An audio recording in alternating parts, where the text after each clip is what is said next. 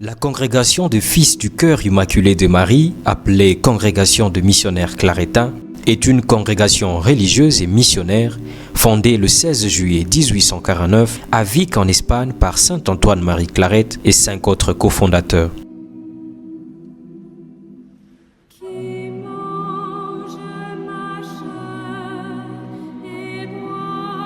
Depuis sa fondation, la congrégation a développé sa spiritualité christocentrique et cordimariale, grâce à laquelle elle forme et envoie en mission de prêtres et de frères en vue de vivre et d'apporter l'évangile jusqu'aux confins de la terre. Actuellement, elle compte plus de 3000 membres dans plus de 70 pays dans le monde. Missionnaire, grâce à un charisme d'auditeur et de serviteur acharné de la parole, il se consacre à une éducation de qualité, à la publication des Bibles et des livres religieux, à la gestion de paroisses, à l'amélioration et à l'aide au bien-être social de la population et à l'entretien de notre maison commune qu'est la terre. Cela rapproche ces missionnaires de pauvres de nos sociétés, tant européennes, américaines, asiatiques qu'africaines, utilisant le moyen le plus urgent, le plus efficace et le plus opportun de notre temps pour l'évangélisation.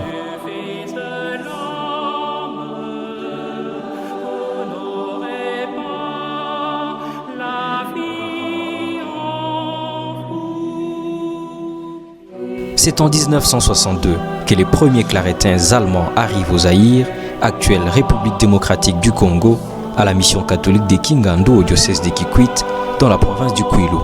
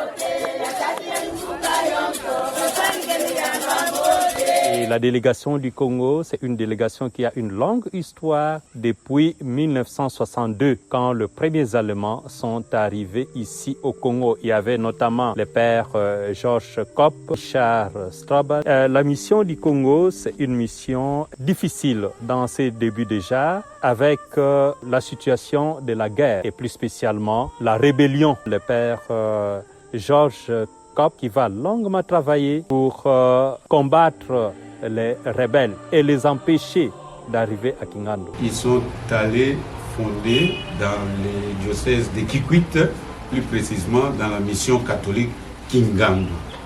Donc de 1960. Après cette présence de Kingandu, il y aura une seconde présence, Mukila. À partir de Mukila, il y aura un confrère qui va se détacher, le père Georges Kopp, à Kindi, dans le diocèse de Popo Kabaka. Il est venu, il ne voulait pas qu'il ait des problèmes au niveau de la mission. Donc tous ces gens qui étaient dans la mission et qui voulaient faire que la mission ne puisse pas bien vivre, donc il était là pour essayer de mettre un peu de l'ordre, que ce soit au niveau des écoles, que ce soit au niveau de l'hôpital, ainsi de suite. Mais avouez que le vieux Kopp, c'est un confrère têtu. C'est ce qui a fait que quand il est tombé malade, même si on lui a obligé d'aller à l'hôpital, il ne voulait pas. Mais quand il était là, quand ils sont venus, il avait connu, à la mission nous avions connu le problème de la rébellion pour les listes. Alors lui, comme il fut, semble-t-il, un ancien, je ne sais pas, militaire, colonel ou je ne sais pas quoi.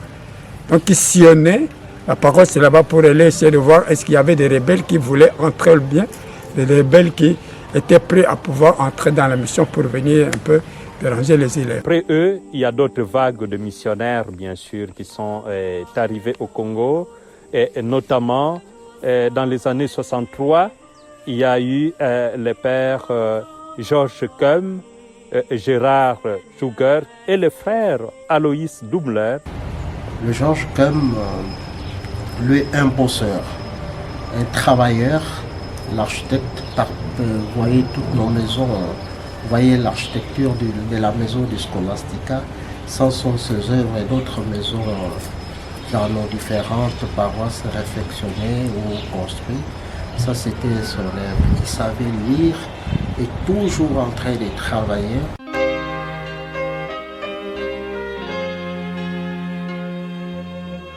En tout cas, c'est un confrère qui a dû travailler longtemps aussi à Kingan. C'était un apprenti infatigable. Il a, avec les cours par correspondance, su apprendre l'ingénierie en bâtiment. Et tu les voyais toujours avec son crayon, en train de dessiner, en train de faire des plans, en train de calculer. C'était un homme rigoureux. Il avait aussi un temps robotisé. La classe va, hein?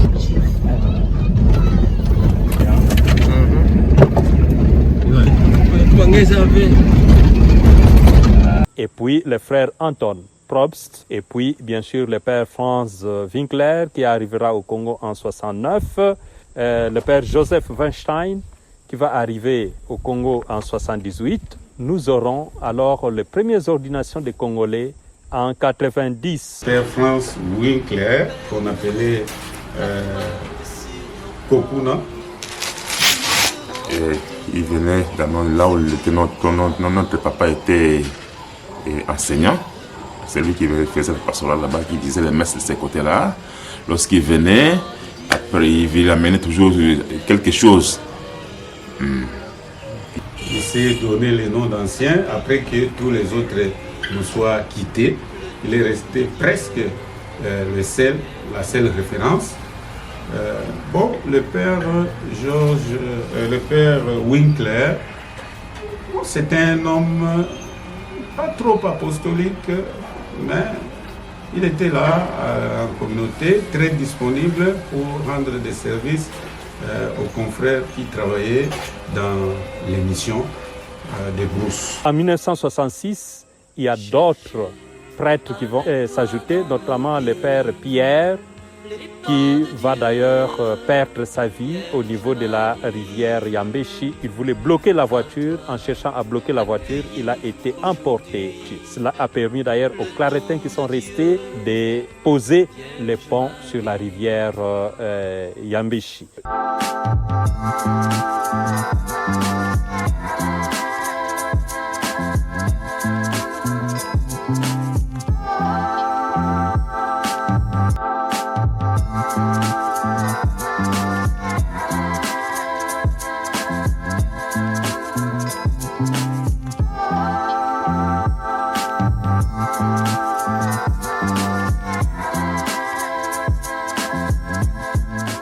Et je voudrais bien souligner ici que le père Pierre était arrivé au même moment avec le père Joseph Adé. C'était un grand supérieur de cette maison, là où je suis aujourd'hui. Un homme strict, un homme ponctuel, un homme qui savait prodiguer des conseils à ce jeune confrère. Régional des missionnaires claretins, et il résidait Kingan, mais il avait l'œil sur l'ensemble des Claretins qui étaient au Congo, et pas seulement au Congo, il s'occupait aussi du Cameroun, du Gabon. Après les Allemands, la mission s'est consolidée à une confédération de missions, c'est-à-dire où ça regroupait les pays du Gabon, du Cameroun et du Congo. Un grand organisateur, il avait une mémoire, je peux la qualifier d'électronique. Tous les programmes en tête. Il maîtrisait bien la mission, les déplacements des missionnaires, leurs vacances, leurs problèmes même des problèmes familiaux. Il est très, très strict, mais un homme plein d'humanité.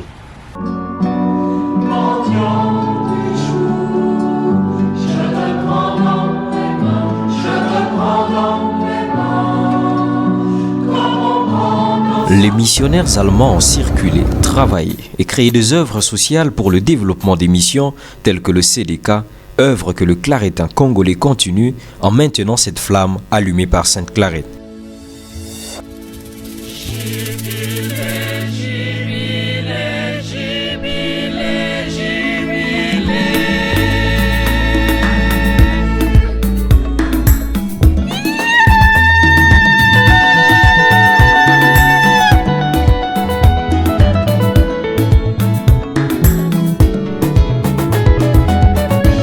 Jibile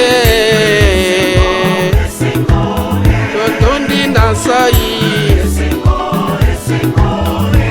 175 ans Longo Nyana Claret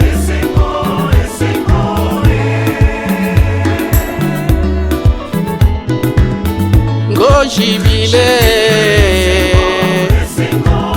Totondi Nansai 175 ans Longo Nyana Claret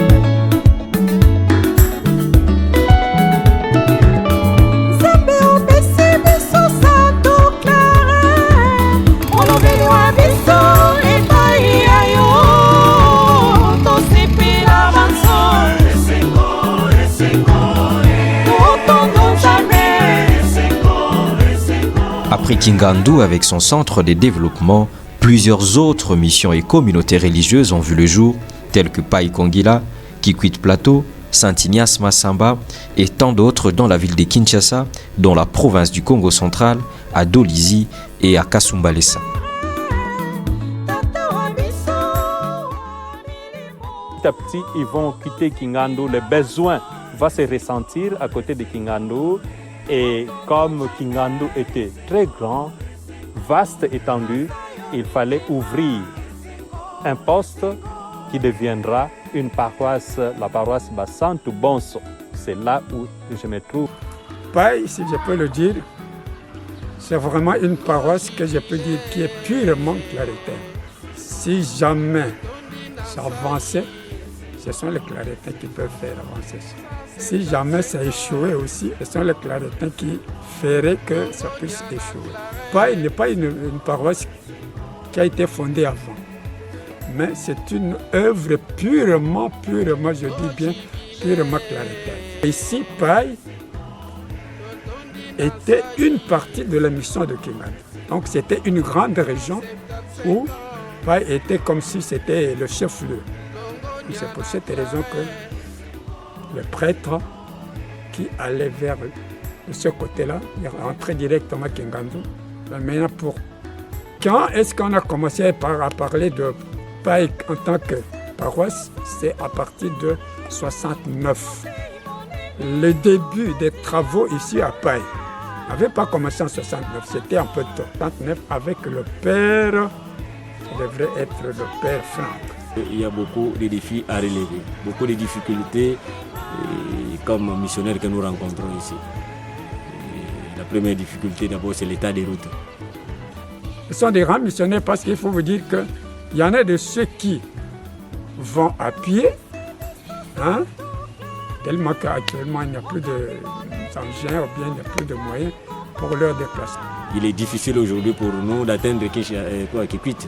Il est difficile aujourd'hui d'arriver à Kinshasa. Il est difficile aujourd'hui surtout d'atteindre les différents cercles pastoraux que nous avons. les routes ne sont pas bonnes, les routes ne sont pas entretenues. Nous y allons aujourd'hui à moto avec toutes les conséquences possibles. Donc la première difficulté, c'est lié à l'état des routes. Ce sont des grands travailleurs, mais il semble que pour l'instant, ils n'ont pas de moyens suffisants, des moyens adéquats et disponibles pour très bien faire leur pastoral. Les routes ne sont pas bonnes. Et nous vivons aussi dans un milieu où il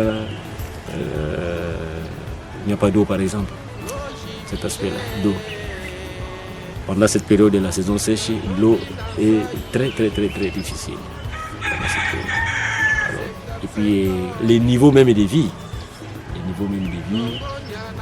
de la population, de la contrée, les gens souffrent terriblement. Les gens souffrent, quand vous côtoyez les gens, en tout cas c'est des gens vraiment qui souffrent, vous sentez que les gens souffrent. Vous avez peut-être ces soucis-là, vous avez envie de faire quelque chose, mais parfois vous-même aussi vous êtes limité par les moyens. Je suis infirmière de formation, je m'occupe des malades, comme vous le voyez autour de moi, spécialement les malnutris, les enfants qui sont malnutris, des kwashiorkor de toutes sortes.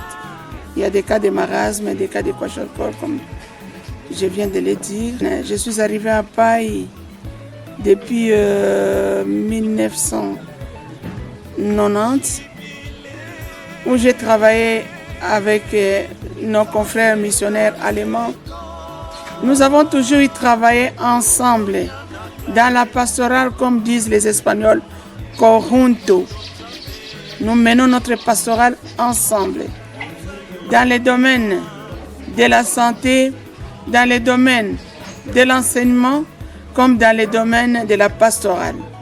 Ici, la pastorale que nous avons menée avec nos confrères, on sortait ensemble avec les pères en brousse, où les pères faisaient les messes et moi la vaccination. Et je m'occupais toujours des enfants malnutris au niveau des villages. Oui, actuellement, les difficultés que nous rencontrons, c'est le manque de moyens pour mener vraiment à bonne fin notre pastorale. Donc on ne sait pas passer avec les voitures.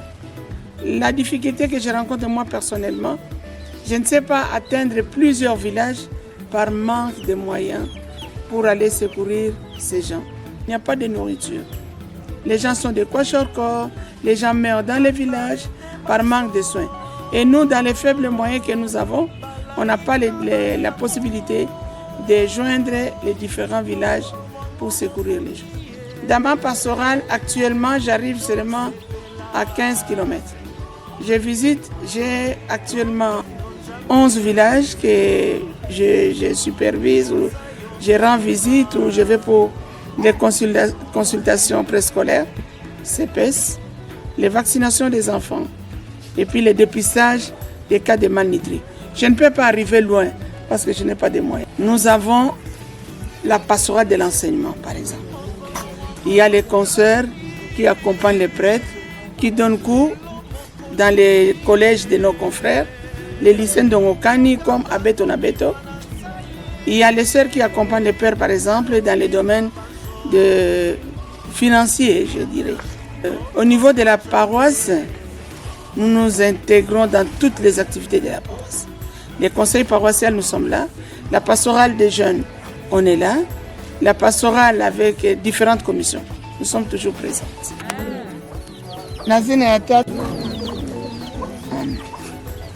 Matondo mingi Yahweh, matondo mingi, matondo mingi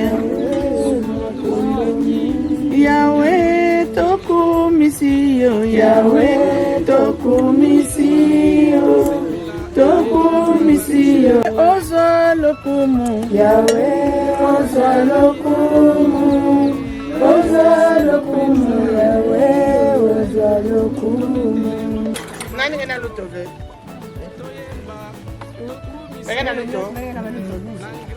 Nani kena dilonga ve?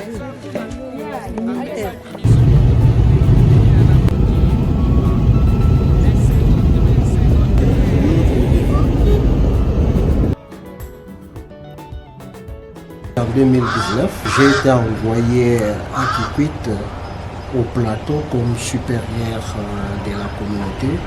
C'est une très grande communauté. Je dirais que c'est notre maison d'accueil ici au Congo pour ceux qui viennent à l'intérieur pour aller à Kingandu, pour aller à Paille. Vous êtes obligés d'acquérir d'abord ici. Et cette maison, en dehors des membres de la communauté, ça a la possibilité d'accueillir, pas entre guillemets, des étrangers, maison de passage. Et nous avons aussi le centre informatique de langue. Il y a l'informatique qui se donne ici, l'anglais et le français. Et le centre fonctionne très bien sans embûche.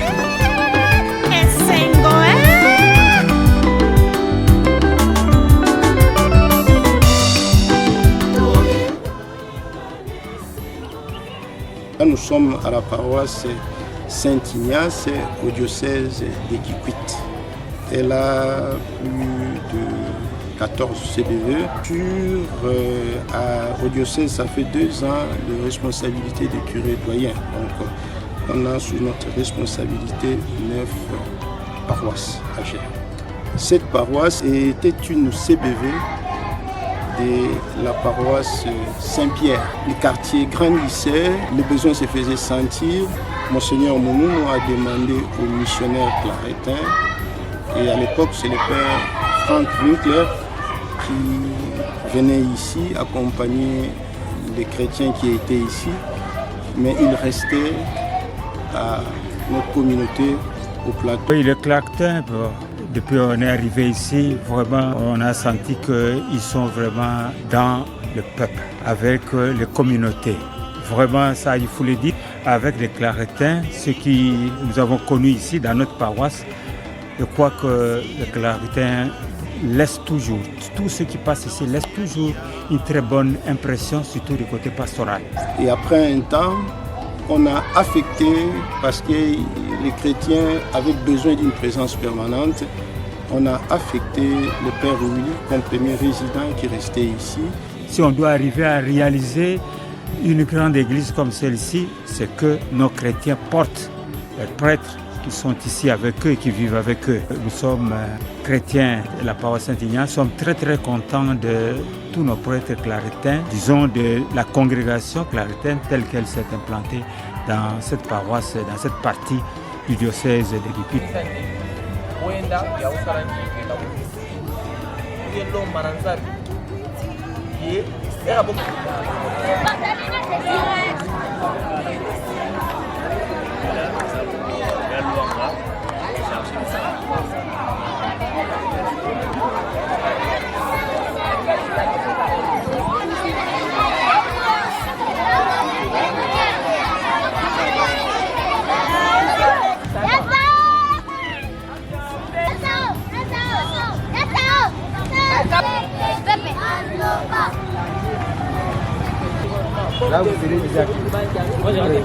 Le père Élie a conçu ces projets de bâtir une grande église.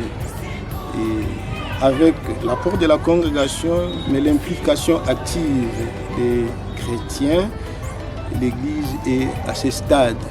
Moi j'ai vu la salle paroissiale, l'église n'était qu'une fondation. Et à l'époque avec le père Losité Maboissé, et on a vu comment on a commencé, on allait prendre des pierres à la rivière avec les prêtres eux-mêmes aussi. Et de là ça a donné le ton qui fait que chaque prêtre qui passait laissait l'église à un certain niveau. Elle est encore un chantier. Nous continuons avec les travaux de finissage. Nous avons achevé la fabrication des bancs et nous attaquons l'extérieur. Et d'une manière générale, c'est une paroisse qui demande une présence et c'est une paroisse qui encourage les pasteurs parce que les chrétiens se sentent proches de nous. Nous partageons des moments heureux et même malheureux. Nous avons connu des moments de deuil qui nous a frappés. Les chrétiens étaient tout autour de nous. Nous mangeons avec eux, nous vivons avec eux, nous partageons le même pain avec eux et la joie. La première difficulté, c'est la capacité limitée d'accueil. Notre résidence était conçue pour les animateurs. On est là et on ne sait pas demander un autre vicaire. Donc on ne sait pas, la maison ne sait pas abriter 3 prêtres. Le besoin est là. Et la deuxième difficulté est d'ordre pastoral. Mais l'envahissement des sectes, certains se présentent comme catholiques, trompant nos chrétiens et disant que nous partageons les mêmes foi. Quand vous suivez de près, vous vous rendez compte qu'ils ne sont pas catholiques. Ce qui fait que les dimanches, il arrive que nos chrétiens qui sont vers la rivière Kwilu ne viennent pas ici et ils tombent dans la facilité d'aller prier dans des sectes. Et nous avons posé ce problème-là à Monseigneur l'évêque. Une fois, on avait conçu une idée, un projet d'initier une autre messe vers le bas là-bas, vers la rivière Kwilu, pour demander, pour faciliter certains chrétiens qui n'arrivent pas à monter, mais les chrétiens n'avaient pas apprécié, pensaient qu'on voulait les séparer de la paroisse mère. Cette paroisse va jusqu'à la rivière Luila, donc une bonne partie du quartier Carrière. De 5 litres de main. Ça compte pour l'éducation physique, première période et le travail manuel, surtout pour les pédagogues. Et tout le monde avec un bidon d'eau. Hein? Combien de litres? 5 litres. À bon entendeur? Salut.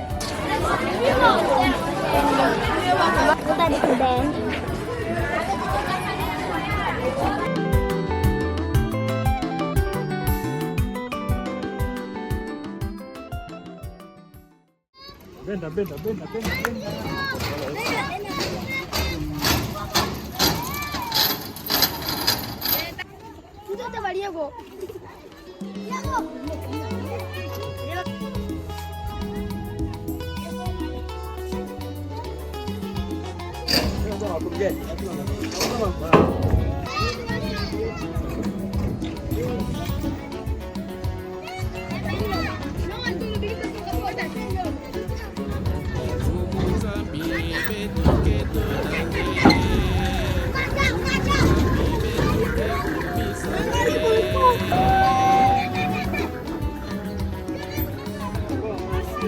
À 500 km de Kikwit à Kinshasa, les missionnaires claretins se sont implantés et ont constitué leur maison provinciale à Limete, où réside le père délégué et quelques membres de son conseil. En plus des paroisses telles que Saint-Mathieu, Mikonga, Saint-Ignace, Cité Verte, Saint-Ange Gardien et Sainte-Marie Mère de la Foi, les claretins ont établi leur philosophat, le Scholastica Père Claret de Kimbondo, où sont formés les jeunes claretins de plusieurs nationalités.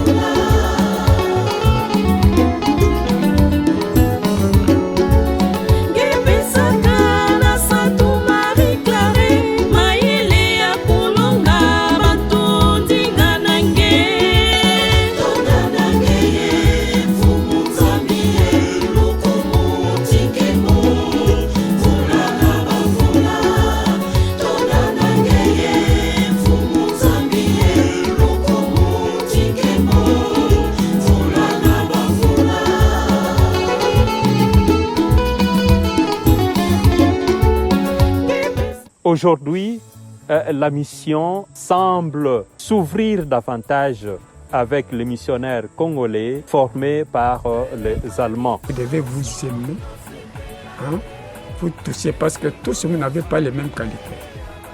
Donc le fait que vous n'avez pas les mêmes qualités, il faut nécessairement que vous puissiez travailler main dans la main. c'est celui de voir cette œuvre de Dieu, cet institut. Rester le plus longtemps possible, tant que cette planète Terre va exister. Parce que les hommes ont besoin de la parole de Dieu. Il y a des coins et des recoins où on ne connaît pas encore, on n'a pas encore reçu la bonne nouvelle. Tout ce que je peux souhaiter aux Claretins, qu'ils continuent sur cet élan. Ils sont en train de servir beaucoup de gens, peut-être sans le savoir. Je vais leur demander de ne pas céder au découragement. La mentalité a beaucoup changé. Autrefois, les pères, ce sont eux qui donnaient tout. Aujourd'hui, les moyens, il n'y en a plus. Et les gens, c'est toujours autrefois nous étions. À l'époque du père Adi, à l'époque du père... Ça, la présence des Claretins à Kingandu, moi, je ne sais pas si la vie des gens de Kingandu serait comment. Qu'ils endurent vraiment les épreuves pour porter plus loin la croix Jésus-Christ qu'ils ont acceptée. À tous les prêtres claretins, vous pouvez être claretin. Mais, vous êtes claretin, mais l'objectif, vous le connaissez tous. Mais la manière dont vous voulez faire ce travail risque de vous perturber votre pensée pour que vous puissiez ne pas réussir votre travail. La condition qu'il puisse avoir le même objectif et qu'il puisse avoir même volonté de faire cette mission-là. Que Dieu bénisse cette œuvre, qu'il grandisse, qu'elle aille de l'avant, qu'il tienne bon. Aux jeunes qui viennent, nos portes sont grandement ouvertes. Les exigences de la formation font qu'au début, qu'on soit beaucoup plus exigeant. Ce n'est qu'après qu'on saura c'était en leur faveur. Donc, qu'ils ne cèdent pas au découragement, nos portes sont grandement ouvertes. Que le Seigneur nous envoie beaucoup de jeunes, que le charisme claretin puisse encore s'étendre. Qu'on puisse continuer cette œuvre-là, qu'on ne s'arrête pas à 175 ans de vie. N'éteignez pas le feu de Saint-Antoine Marie Clarée, même si on vous envoie au fin fond, là où il n'y a pas de téléphone, allez-y. Et nous reconnaître missionnaires, et nous sommes missionnaires, à la différence des autres missionnaires, comme Congolais, nous devons garder notre caractéristique spécifique, c'est l'itinérance. On essaie d'inculquer dans leur pensée, dans leur cœur, l'amour, le véritable amour de la mission planétaire. Alors vous voyez que si vous n'avez pas cet esprit-là de vouloir cette mission clarétaine, vous risquez d'avoir beaucoup de limites. Alors ces limites vont faire que vous ne puissiez pas très bien faire votre travail. Parce que demain, vous risquez de dire, quand on va vous envoyer à Motelo, on vous envoie à Kazamba là-bas, demain, si jamais ça devenait une paroisse, vous allez dire, non, ça c'est en brousse, qu'est-ce que je vais faire là-bas? Je ne vais pas bien vivre, je ne vais pas avoir ceci. Comparativement à ceux qui travaillent en ville. Leur présence est significative dans les milliers que nous sommes. Je demanderai seulement au Seigneur d'envoyer plusieurs vocations pour qu'ensemble, nous continuions l'œuvre laissée par Saint-Antoine Marie-Claire. Je vous souhaite bonne fête d'avance et je suis très content que vous restiez attachés à l'idée du Père fondateur Saint-Antoine Marie-Claire. Tenir bon malgré les difficultés, ne brille pas de bons témoignages que par des témoignages qui contredisent l'évangélisation. Nous préférons et nous souhaitons vraiment que l'Éternel leur accorde la grâce de continuer dans cette ligne-là, et de servir de bons modèles pour les aspirants. On vous souhaite une bonne continuité de la mission clarétaine. Et je demanderai que les missionnaires clarétains s'impliquent toujours davantage pour l'évangélisation. Et nous le voyons. Et continuer à être heureux et joyeux et servir le Seigneur comme des serviteurs de la bonne nouvelle et aussi de la parole de Dieu. Nous sommes présents dans près de 6 diocèses en République démocratique du Congo et un diocèse présentement au Congo, à Brazzaville. Nous, claretins congolais aujourd'hui, nous devons être et suivre le modèle de ces missionnaires allemands. Nous devons suivre cet exemple. Et puis, ils ont été, comme notre saint fondateur Saint-Antoine Marie-Claire, des missionnaires infatigables.